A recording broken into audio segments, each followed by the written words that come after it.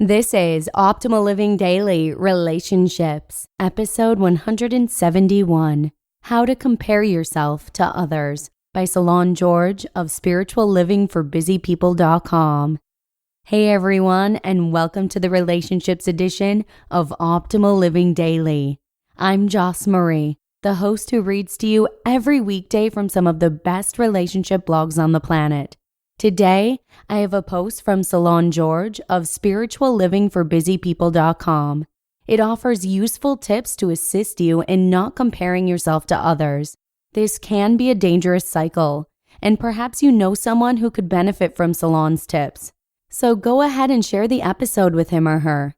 To do so using Apple Podcasts, simply click on the three dots icon that is just to the right of the episode title and author, and then select Share Episode. You can choose to send it via text or email, whichever you prefer. And for those of you who are not listening through Apple Podcasts, you can share the show by simply sending our link to your friend. The link is oldpodcast.com/listen. And with that, let's hear today's post as we start optimizing your life. How to Compare Yourself to Others by Cylon George of spirituallivingforbusypeople.com.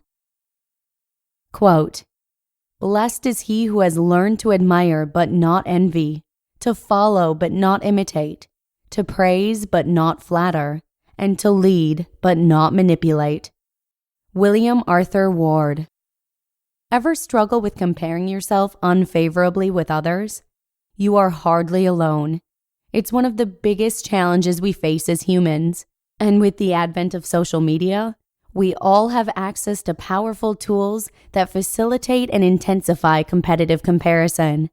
In a guest post I recently wrote, one of the points illustrated a way to overcome the comparison instinct without fighting it directly. Here's what I wrote. Quote, "Stop comparing yourself to others. You've probably heard this numerous times before. It's great advice, except for the fact that we're hardwired to compare.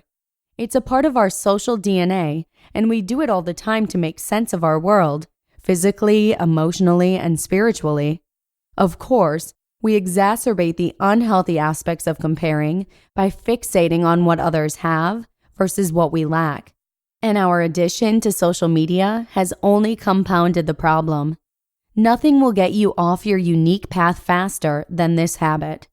So how do you curb your natural instinct to compare? Don't try to fight it outright, because you'll lose. Instead, when feelings of inadequacy and jealousy start to arise in you as you compare, turn these feelings into admiration and gratitude. Celebrate their successes and express gratitude for the ways their accomplishments can inspire you to embrace your own unique path to your own version of success. Don't let your comparing allow others to define success for you. Let it propel you to finally define and pursue your very own success." End quote. Still unsure how to go about doing things? Here are some additional points to help you implement this strategy. 1. Identify an area in your life where you already turn inadequacy into admiration. I discovered a passion for classical music, particularly piano music, in my early teens. I started taking piano lessons at the ripe old age of 12, but progressed quickly. Years later, after moving to the United States, I was fortunate to study with exceptional teachers and work alongside some seriously talented students. Most were much better and younger than I was, but I noticed that I was almost never jealous of their exceptional talent. In a world known for its cutthroat competition, it's easy to meet gifted pianists who feel like losers compared to others. For me, watching a gifted pianist play always left me in awe. I would study their technique and talk with them about music. Spending time with such exceptional musicians allowed me to progress in my own playing.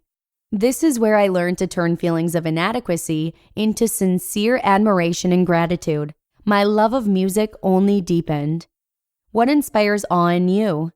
Maybe it's watching Olympic athletes in full flight, or listening to gifted speakers like MLK, or reading the biographies of world changers such as Gandhi. To succeed at developing this comparison habit, start with what inspires you about other people. 2. Apply this natural tendency to areas where you struggle with negative comparison. As an introvert, I've always admired people with charismatic personalities who could work a room. Along with this admiration would come deep feelings of inadequacy. My best friend in high school was charismatic. He could strike up friendly conversation with anyone and had a knack for making people laugh. On the other hand, I was much more shy and reserved, and I couldn't tell a joke to save my life. I would often find myself being jealous of my friend and wishing I could be just like him. I would put myself down for being afraid to talk to people or for being boring and uninteresting to others. But one day, I realized that I could turn my perceived inadequacy into admiration, just like I did naturally in the world of music. Appreciating and admiring my friends' gifts allowed me to appreciate my own gifts. It allowed me to see how our gifts actually complemented each other and help each of us grow. I learned to be a bit more outgoing, while he learned the value of solitude and quiet self-reflection. Where do you currently struggle with negative comparison? How might turning inadequacy into admiration change your outlook and results for the better? 3. Don't be too hard on yourself when you struggle. None of this is easy. Negatively comparing ourselves to others is as easy as breathing. I continue to fall back into this habit from time to time. When I try to fight these feelings directly, I lose. Instead of fighting, I acknowledge the struggle and ask myself, how can I turn this feeling of inadequacy into something I can admire and celebrate? Be patient with yourself as you work through your challenges, and you'll soon find yourself able to break free of the negative cycle much faster. It's time to celebrate. Use the comparison instinct to celebrate the different and complementary gifts we all share. It is this diversity of gifts that make our world a rich and marvelous place to live. You'll find that there's so much to celebrate that you'll have little time for negative comparisons. So what are you waiting for? Bring your gifts to the party and let's celebrate.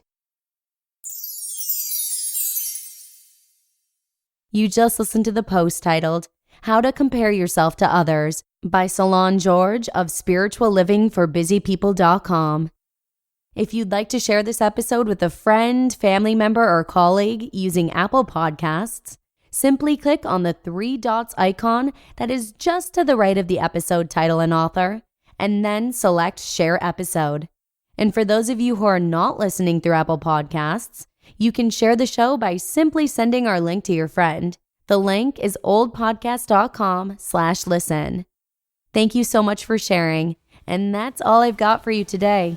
But I hope to see you again tomorrow with a post from Evan Mark Katz, where your optimal life awaits.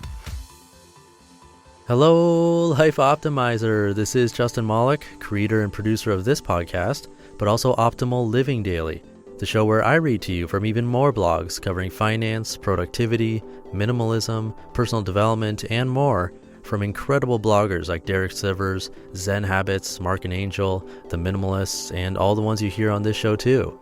So if you enjoyed today's episode and like taking amazing blogs on the go, come on over to Optimal Living Daily and subscribe to that one too.